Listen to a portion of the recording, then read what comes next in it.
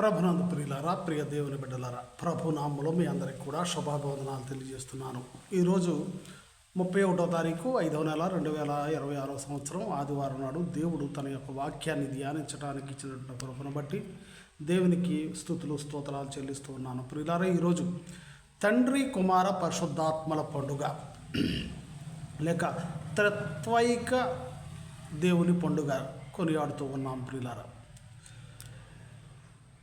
తండ్రి కుమార పరిశుద్ధాత్మల దేవుడు వారి యొక్క స్వభావాన్ని, వారి యొక్క గుణాన్ని మనం అర్థం చేసుకోవాలి అని అంటే, అసలు తండ్రి కుమార పరిశుద్ధాత్మలు వేరువేరు రూపాలుగా ఉన్నారా, వేరువేరు దేవుళ్ళ అని కొంతమందికి సందేహం కలగవచ్చు. కానీ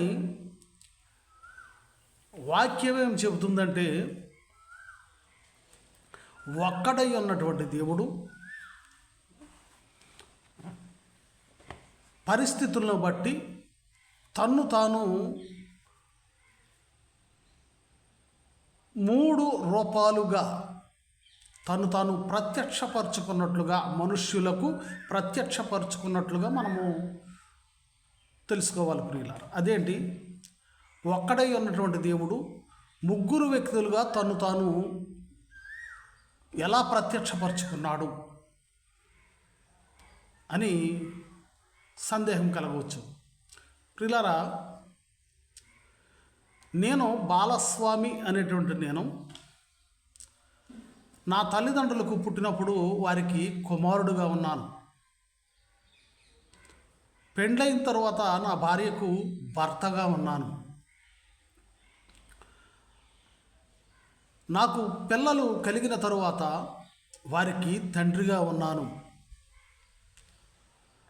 నా అన్నదమ్ములకు సహోదరుడిగా ఉన్నాను, అక్క చెల్లెండ్రులకు సహోదరుడిగా ఉన్నాను. అలాగే నా స్నేహితులకు మిత్రుడుగా ఉన్నాను. అలాగనే నేను వ్యవసాయం చేస్తూ ఉన్నప్పుడు ఒక రైతుగా ఉన్నాను.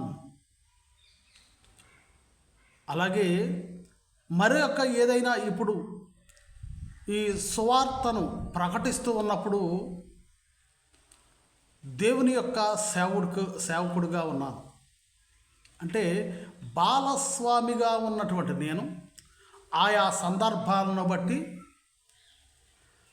కుమారుడిగా, భర్తగా, సహోదరుడిగా, అలాగే తండ్రిగా, సేవకుడిగా ఇన్ని నామాలను అనగా పేర్లను, సహోదరుడు, తండ్రి, కుమారుడు, అలాగే సేవకుడిగా ఇన్ని విధాలుగా ఒక మనిషినైనటువంటి నేను కనపరుచుకుంటున్నప్పుడు, సర్వ సృష్టిని కలుగజేసి మరి మహోన్నతుడుగా వెలుగొందుచున్నటువంటి దేవుడు తన్ను 3 రూపాలుగా ప్రత్యక్షపరచుకోవటంలో అతిశయోక్తి కాదు. ప్రియులారా, అర్థమైందని నేను భావిస్తూ ఉన్నాను. అలా దేవుడు ఆత్మరూపములో కొన్నిసార్లు, మనుష్య రూపములో కొన్నిసార్లు, వాక్య రూపములో కొన్నిసార్లు మనుష్యులకు ప్రత్యక్షపరచబడుతూ ఉన్నాడు. అనగా ఆదిలో దేవుడు, ఆదికాండములో మనం చూసినట్లయితే, ఆదికాండము 1వ అధ్యాయము 2-3 వచనాలు చూసినట్లయితే, దేవుని ఆత్మ జలములపై అల్లాడుచుండెను, దేవుడు వెలుగు కమ్మని పలుకగా వెలుగు కలిగెను.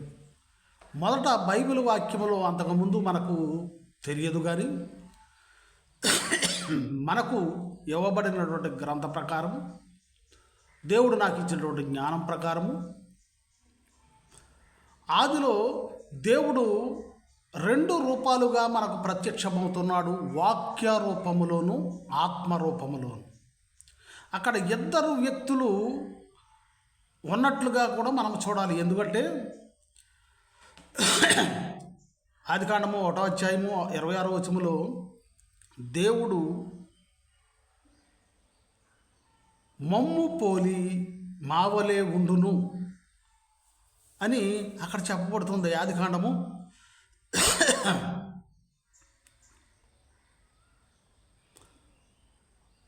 1వ అధ్యాయం 26. దేవుడు మన స్వరూపమందు మన పోలిక చొప్పున నరులను చేయుదము అని చెప్పబడుతుంది. ఇక్కడ మన అని చెప్పేసి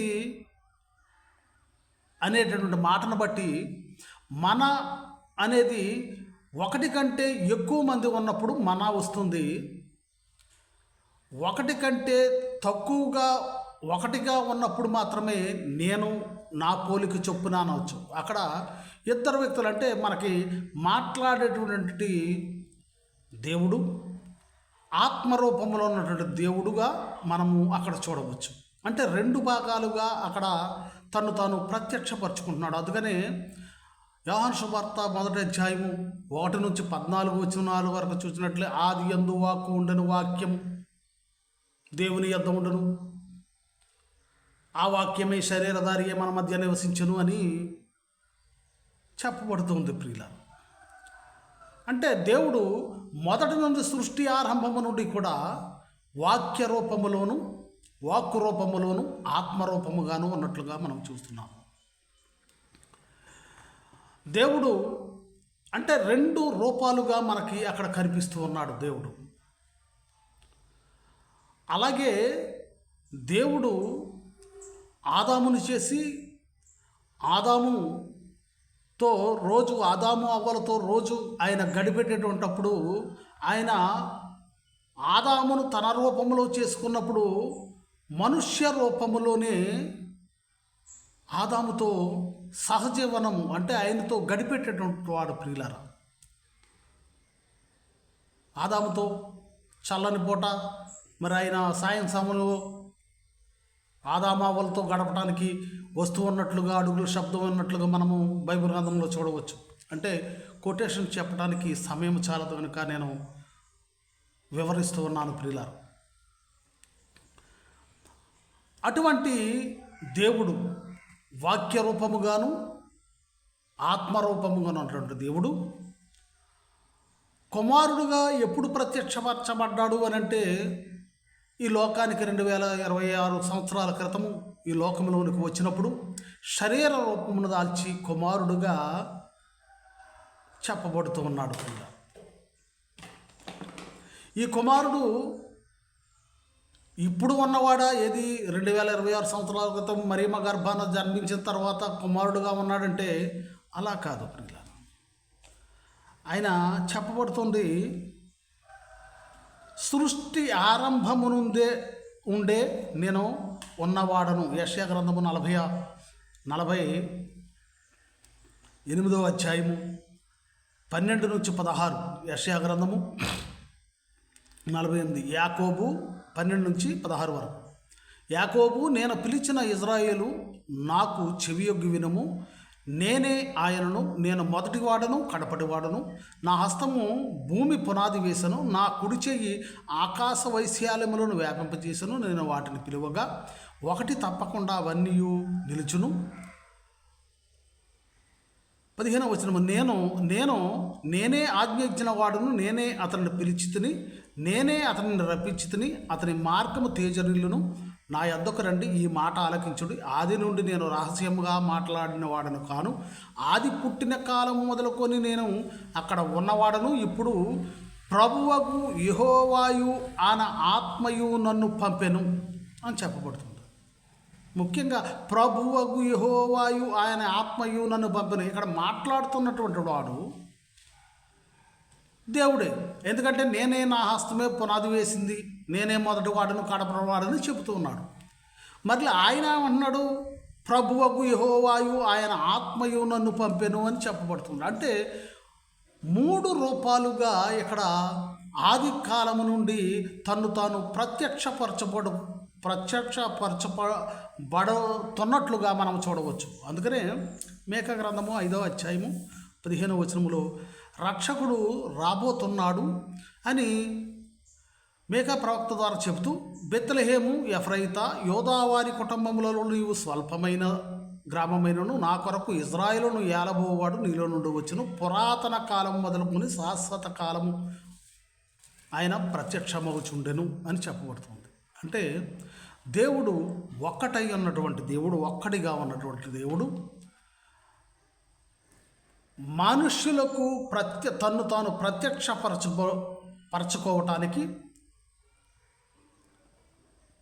కొంత ఆత్మరూపముగాను వాక్కు రూపముగాను మనుష్య రూపములో ఆదాము, అలాగే అబ్రహాముతో మరి సింధూర వృక్షం దగ్గర భోజనము చేసినప్పుడు అక్కడికి వచ్చిన వారు తండ్రి కుమార పరిశుద్ధాత్మని అనుకుంటారు. అది కరెక్ట్ కాదు. ఎందుకంటే ఆదికాండం 18వ అధ్యాయం 1 నుంచి మనము చూసినట్లయితే అక్కడకు ముగ్గురు మనుషులు వస్తారు. ముగ్గురు మనుషులు భోంచేసి వెళ్ళిపోయిన తర్వాత అది ఆ అధ్యాయం అంతా మీరు చదివినట్లయితే మీకు తెలుస్తుంది. వెళ్ళిపోయిన తర్వాత సోదోమ గొమొర్రా వైపు 2 మనుషులు వెళ్ళిపోయినట్లుగాను దేవుడు అక్కడే ఉంటే దేవుడితోటి అబ్రహాం మాట్లాడుతున్నట్లుగా మనం చూడవచ్చు. తర్వాత దేవుడు పరలోకానికి వెళ్ళిపోయినట్లుగా మనం చూడవచ్చు. అక్కడికి వెళ్ళిన వారు దేవదూతలని, ఆ దేవదూతలను లోతు ఆహ్వానించాడని మనం చదువుకోవచ్చు. ఇలా అబ్రహాముకు దర్శనమిచ్చింది తండ్రి కుమార పరిశుద్ధాత్మ దేవుడు కాదు. ఆయా సందర్భాలను బట్టి ఆయన తను ప్రత్యక్షపరచబడుచున్నాడు. ఆయనే కుమారుడైనటువంటి వాక్య రూపంలో ఉన్నటువంటి దేవుడు. ఒక్కడై ఉన్నటువంటి దేవుడు ఆత్మరూపముగాను మనుష్య రూపముగాను వాక్కు రూపముగాను ఆయన మనుషులకు కనిపిస్తూ ఉన్నాడు. మనుషుల మధ్య ఆయన సంచరిస్తూ ఉన్నాడు, ఆత్మరూపముగాను వాక్కు రూపముగాను. అలాగే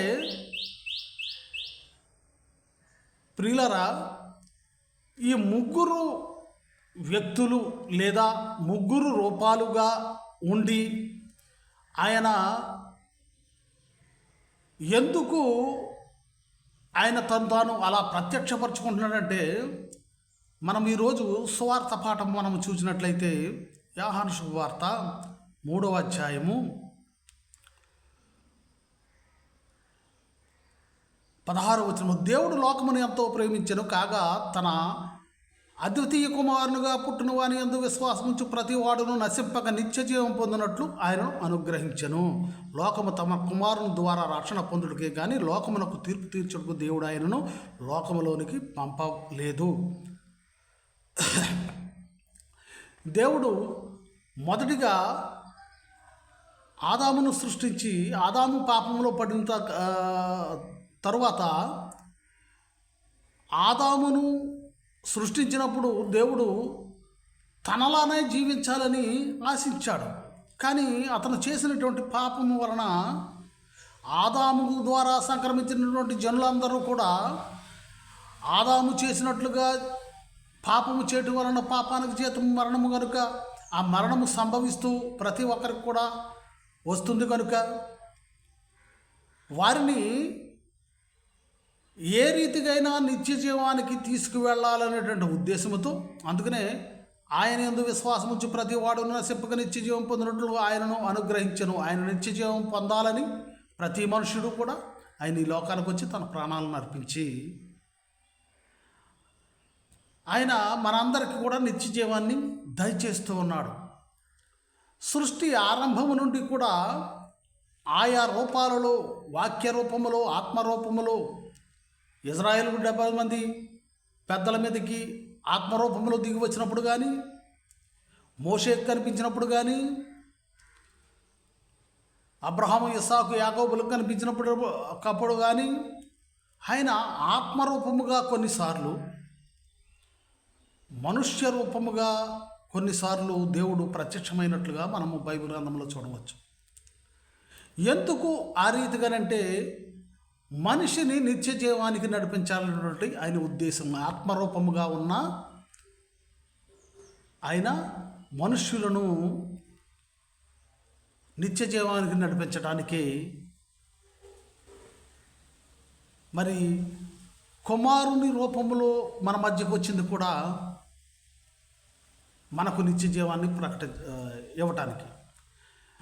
వారి ముగ్గురి యొక్క స్వభావము కూడా ముగ్గురుగా ప్రత్యక్షపరచుకున్నటువంటి వారి యొక్క స్వభావము ఏక మనస్సును కలిగి ఏక భావమును కలిగి ఉన్నట్లుగానే మనమును ఆ రీతిగా ఉండాలని దేవుడు కోరుకుంటున్నాడు. ఈరోజు ఈ వాక్యము ద్వారా దేవుడు నీతో నాతో మాట్లాడేది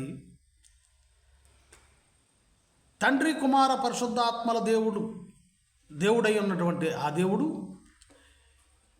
3 రూపాలుగా తన్ను తాను ప్రత్యక్షపరచబడుచుకున్నట్లుగా ఉన్నప్పటికీ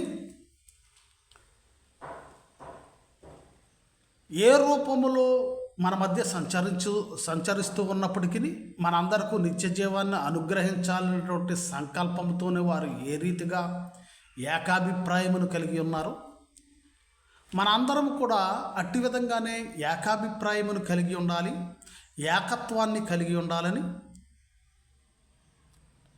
మనకు బోధిస్తూ ఉన్నాడు. అందుకని 2 కొరింథీయులకు 13వ అధ్యాయము ఈరోజు 2వ పట్టణము 11వ వచనం మనం చూసినట్లయితే, తుదకు సహోదరులారా సంతోషించుడి, సంపూర్ణులైయుండుడి, ఆదరణ కలిగి ఉండుడి, ఏక మనస్సు గలవారైయుండుడి, సమాధానముగా ఉండుడి. ప్రేమ సమాధానముల కర్తయగు దేవుడు మీకు తోడైయుండును. ఇక్కడ ఏక మనస్సు గలవారై తండ్రి కుమార పరిశుద్ధాత్మలు మనకు నిత్యజీవం అనుగ్రహించడానికి ఆత్మరూపముగాను వాక్కు రూపముగాను శరీరరూపముగాను మన మధ్య సంచరిస్తూ ఉన్నట్లుగా మనము కూడా అనేకులమైనటువంటి మనము ఏకత్వమును కలిగి ఆ నిత్యజీవాన్ని వారు అనుగ్రహించదలిచినటువంటి నిత్యజీవాన్ని పొందుకునే వారిగా మనం ఉండాలంటే మనము ఏక మనస్సు గలవారమై ఉండాలని, సమాధానముగా ఉండాలని, ప్రేమ కలిగి ఉండాలని చెప్తున్నాడు.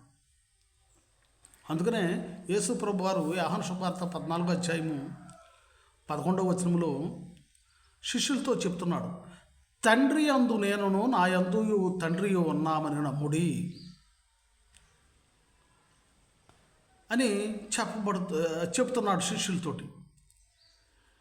ఇంకా యోహాను సువార్త 16వ అధ్యాయం 12వ వచనం నుంచి మనం చూసినట్లయితే, నేను మీతో చెప్పవలసిన ఇంకనూ అనేక సంగతులు కలవు కానీ ఇప్పుడు మీరు వాటిని సహింపలేరు. అయితే అనగా సత్యస్వరూపమైన ఆత్మ వచ్చినప్పుడు మిమ్మల్ని సర్వసత్యములోనికి నడిపించును. ఆయన తనంతట తానే ఏమీ బోధింపక వేటిని వినునో వాటిని బోధించి సంభవింపబో సంగతులను మీకు తెలియజేయను. ఆయన నా వాటిలోనివి తీసుకొని మీకు తెలియజేయను గనుక నన్ను మహిమపరచును. తండ్రికి కలిగి ఉన్నవన్నీ నావి, అందుచేత ఆయన నా వాటిలోనివి తీసుకొని మీకు తెలియజేయనని నేను చెప్పితిని. యేసు ప్రభువు స్పష్టంగా చెప్తున్నాడు, తండ్రి యందు నేనును నా యందు తండ్రి ఉన్నాము. తండ్రి నాకు అనుగ్రహించిన దానిలో నుండి పరిశుద్ధాత్ముడు కూడా నాలో నుండి తీసుకొని, తండ్రి నాకు అనుగ్రహించాడు, నాలో నుండి తీసుకుని వాటిని మీకు బోధిస్తాడు అని చెప్తున్నాడు. అంతేగాని తండ్రి ఒక రీతిగా, కుమారుడు ఒక రీతిగా, పరిశుద్ధాత్ముడు ఒక రీతిగా మాట్లాడటం లేదు. వారందరూ ఒకే స్వభావమును కలిగి ఒకే రీతిగా ఒకరి నుండి పొందుకునే దానిని కుమారుని రూపముగాను, కుమారునిలో నుండి పరిశుద్ధాత్ముడు తీసుకొని మరలా మనకు బోధిస్తాడని యేసు ప్రభువు స్వయంగా చెప్తున్నాడు ప్రియులారా. కానీ ఈరోజు ఏకత్వమును కలిగి ఉండవలసినటువంటి సంఘము నానా రీతులుగా మనలో కక్షలు, కార్పణ్యాలు, విభేదాలతో నిండి ఏకత్వము లేక భిన్నత్వముగా కూడి సాతాను సంబంధులమై ఉన్నామని దేవుని యొక్క వాక్యం హెచ్చరిస్తూ ఉంది. అందుకనే యేసు ప్రభువారు శిష్యుల గూర్చి ప్రార్థిస్తూ ఆయన చెబుతూ ఉంటాడు. యోహాను శుభవార్త 17వ అధ్యాయము 10వ వచనం. తండ్రికి ప్రార్థిస్తున్నవాడు, నావన్నీయు నీవి, నీవియు నావి, వారి యందు నేను మహిమపరచబడి ఉన్నాను. నేను ఇంకను లోకములో ఉండను కానీ వీరు లోకములో ఉన్నారు, నేను ఈ యొద్దకు వచ్చుచున్నాను. పరిశుద్ధుడు అయిన తండ్రి, మనము ఏకమై ఉన్నలాగున వారును ఏకమై ఉండునట్లు నీవు నాకు అనుగ్రహించిన నీ నామమందు వారిని కాపాడుము. ఇక్కడ తండ్రికి ప్రార్థిస్తూ నీవు నేను ఏ రీతిగా అయితే ఏకమై ఉన్నామో తాను ఏర్పరచుకున్నటువంటి శిష్యులందరూ కూడా ఏక మనస్తత్వమును కలిగి ఉండాలని తండ్రికి ప్రార్థిస్తున్నాడు. ఎందుకంటే వారిలో విభేదాలు ఉన్నాయి. శిష్యులుగా, యేసుప్రభు శిష్యులుగా ఉన్నారు కానీ వారిలో విభేదాలు, నేను పెద్ద, నేను గొప్పవాడిని, నీ కుడి ప్రక్కన ఒకడు, ఎడం ప్రక్కన ఒకడు కూర్చోవాలని ఒకరు, మరి యోధాకు పెత్తనం ఇచ్చారని కొంతమంది, ఇలాగ వారిలో ఏకత్వం లేక భిన్నాభిప్రాయాలను కలిగి ఉన్నట్లుగా మనం చూడవచ్చు. ఎందుకంటే యేసు ప్రభువును సందేహించేటువంటి వారు, దేవుని కుమారుడని సందేహించేటువంటి వారు కొందరు, దేవుని కుమారుడని విశ్వసించేటువంటి వారు కొందరు, అలాగే యేసు ప్రభు వారి యొక్క పరలోక రాజ్యంలో నేను గొప్ప అంటే నేను గొప్ప అనేటువంటి భేదాలు వారిలో ఉన్నాయి కానీ ఏక మనస్తత్వము వారిలో లేదు. అందుకనే తండ్రిని ప్రార్థిస్తూ ఉన్నాడు. ఇంకా యోహాను సువార్త 17వ అధ్యాయము 20వ వచనము, మరియు నీవు నన్ను పంపితవని లోకము నమ్మునట్లు తండ్రి నా యందు నీవును నీ యందు నేనును ఉన్నలాగున వారును మన యందు ఏకమై ఉండవలెనని వారి కొరకు మాత్రము నేను ప్రార్థించడం లేదు, వారి వాక్యము వలన నా యందు విశ్వాసం ఉంచి వారందరూ ఏకమై ఉండవలెనని వారి కొరకు ప్రార్థించుచున్నాను. మనం ఏకమై ఉన్నలాగున వారును ఏకమై ఉండవలెనని నీవు నాకు అనుగ్రహించిన మహిమను నేను వారికి ఇచ్చి తిని. ప్రియులారా, యేసు ప్రభువు వారు తండ్రి, పరిశుద్ధాత్మ, యేసు ప్రభువారు ఏకమై ఉన్న రీతిగా శిష్యులు ఏకమై ఉండాలని, శిష్యులు ప్రకటించిన వాక్యము విన్నవారందరూ అంటే మన అందరము కూడా ఏక మనస్తత్వాన్ని కలిగి ఉండాలని ఆయన తండ్రిని ప్రార్థిస్తూ ఉన్నాడు. యోహాను సువార్త 10వ అధ్యాయము 16వ వచనంలో కూడా, ఈ దొడ్డివి కానీ వేరే గొర్రెలను నాకు కలవు, వాటిని కూడా నేను తోడుకుని రావలను, అవి నా స్వరమును వినును, అప్పుడు మంద ఒకటి గొర్రెల కాపరి ఒక్కడును అగును అని చెప్పబడుతుంది. ప్రియులారా, తండ్రి, కుమార, పరిశుద్ధాత్మ అనేటువంటి దేవుడు ఆయా రూపాలలో, ఆయా సందర్భాలను బట్టి ముగ్గురు వ్యక్తులుగా, 3 రూపాలుగా ప్రత్యక్షపరచబడుచుకుంటూ మనలను నిత్యజీవంలో నడిపించాలని ఆయన 3 రూపాలుగా ఉన్నా కానీ ఏకత్వమును కలిగి ఏ రీతిగా ఉన్నారో ఆయనను నమ్మినటువంటి మనమందరము కూడా ఏకత్వముగా ఉండాలని, ఒకే మందగాను ఒకే కాపరి క్రింద మనం ఉండాలని దేవుడు ఆశిస్తున్నాడు. కానీ ఇవాళ ఈరోజు క్రైస్తవులమని చెప్పుకుంటున్నటువంటి మనము వేరు స్వభావాలు కలిగి వేరు సంఘములుగాను, వేరు సంస్థలుగాను, వేరు వ్యక్తులుగాను ఉంటున్నాం.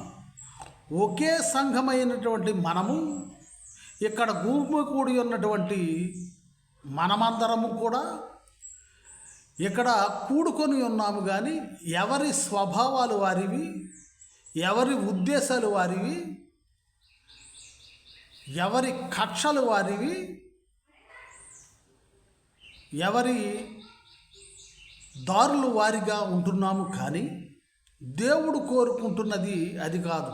తండ్రి, కుమార, పరిశుద్ధాత్మలు ఏకస్తులై ఏ విధంగా ఉన్నారు, ఏక మనసు, ఏక గుణమును, ఏక శక్తిని కలిగి ఏ విధంగా ఉన్నారు, సంఘమై ఉన్నటువంటి మనమందరము కూడా ఏకత్వము కలిగి ఉండాలని, ఏకాభిప్రాయం కలిగి ఉండాలని దేవుని యొక్క వాక్యం సెలవుస్తుంది. అందుకని అపోస్తల కార్యాలు 1 కొరింథీయులకు 1వ అధ్యాయము 10వ వచనములో, సహోదరులారా మీరందరూ ఏకభావముతో మాట్లాడవలను, మీలో కక్షలు లేక ఏక మనసుతోనూ ఏకతాత్పర్యంతోనూ మీరు సన్నద్ధులై ఉండవలను, మన ప్రభు అయిన యేసుక్రీస్తు పేరట మిమ్మల్ని వేడుకొచ్చున్నాను. సహోదరులారా మీలో కలహములు కలవని మిమ్మల్ని గూర్చి క్లోయే ఇంటి వారి వలన నాకు తెలియవచ్చిన, ఒకడు అపోల్లో వాడను, ఒకడు పౌలు వాడను, మరి ఒకడు కేఫా వాడను, ఇంకొకడు క్రీస్తు వాడనని చెప్పుకొచ్చున్నారని నా తాత్పర్యము అని చెప్తున్నాడు. అంటే ఇంకా గలతీలకు రాస్తూ 3వ అధ్యాయము 28లో, ఇందులో యూదుడని గ్రీసు దేశస్థుడని లేదు, దాసుడని స్వతంత్రుడని లేదు, పురుషుడని స్త్రీ అని లేదు, యేసుక్రీస్తునందు మీరు అందరూ ఏకముగా ఉన్నారు. అలాగే గలతీలకు ఫిలిప్పీలకు 2వ అధ్యాయము 2వ వచనం చూసినట్టు, మీరు ఏక మనస్కులగునట్లుగా ఏక ప్రేమ కలిగి ఏకభావం గలవారుగా ఉండి ఒక్కదాని యందే మనసుంచుచు నా సంతోషమును సంపూర్ణము చేయుడు అని చెప్తుంది. అలాగే 1 పేతురు 3వ అధ్యాయం 8వ వచనం, తుదకు మీరందరూ ఏక మనస్కులై ఒకరి సుఖ దుఃఖముల యందు ఒకరు పాలుపడి సహోదర ప్రేమ గలవారును కరుణాచిత్తులను వినయ మనస్కులై ఉండుడి అని చెప్పబడుతుంది. ప్రియులరా, అతను నేను వేరొకరు అనే భావం లేకుండా, ఈ ఊరివాడు ఆ ఊరివాడు అనేటువంటి భేదం లేకుండా, ఆ దేశము వాడు ఈ దేశము వాడు అనే భేదం లేకుండా, ఆ సంఘము వారు ఈ సంఘము వారు అనే భేదం లేకుండా, యేసుక్రీస్తునందు విశ్వాసం ఉంచినటువంటి మన అందరము కూడా ఏక మనస్తత్వమును కలిగి ఉండాలని, అలాగే అన్య జనులందరూ కూడా మన సహోదరులే కనుక వారందరూ దేవుని తెలుసుకోవాలని, మనందరము ఒకటేనని దేవుని యొక్క వాక్యం సెలవిస్తుంది. అందరూ ఒకే కాపరి తత్వములోనికి రావాలని దేవుడు కోరుకుంటున్నాడు. కనుక మనందరము కూడా సంఘముగా ఉన్నటువంటి మనందరము కూడా ఏక మనస్సు కలిగి అన్యజనులందరినీ కూడా యేసు ప్రభు యొక్క కాపరి తత్వములోనికి వారిని తీసుకురావటానికి మనందరము ఏకంగా కృషి చేయాలని, తండ్రి, కుమార, పరిశుద్ధాత్మ దేవుడు ఏ రీతిగా 3 రూపాలుగా ఉన్నప్పటికీ వారు ఏక మనస్సును